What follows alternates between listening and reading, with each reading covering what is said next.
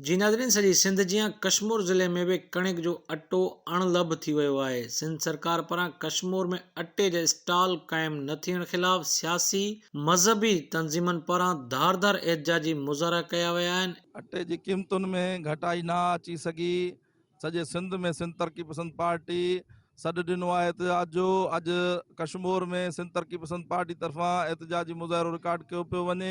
आज जेको आहे त एहतजाज अटे जे ख़िलाफ़ एहतजाज शुरू कयोसीं। इंशाअल्लाह ताला असां 3 ॾींहं ते इहो एहतजाज में रहंदासीं। असां इहो ऐलान कयूं था जेको कणिक हाणे ॾिसो न लही चुकी आहे, उनजे बावजूद बि फ्लोर मिलान वारा जेका इहे चकी वारा आहिनि, इहे हरू भरू अटे जो अघु वधाई बीठा आहिनि, ॾाढा तमाम खे परेशान कई बीठा आहिनि। उन जे ख़िलाफ़ असां जेको आया आहियूं रोड ते।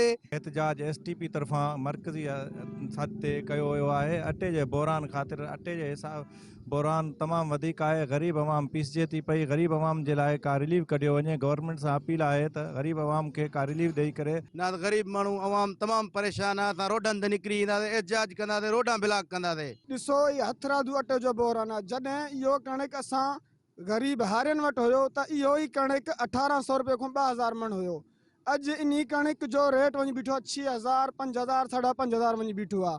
त इहो गवर्नमेंट जो नाअहली आहे। जंहिंखे अलाह ॾिनो आहे, अलाह हुनखे और ज़्यादा वधाए, पर ग़रीबनि जो लाज़मी ख़्याल करो यार। इहो छा हालत हूंदी। सरकारी अघ ते अटो विकिरो करे ग़रीब माण्हुनि खे रिलीफ ॾिनो वञे। कैमरामैन टीम सां गॾु ग़ुलाम फरीद ॼामड़ो, KTN न्यूज़, कश्मीर।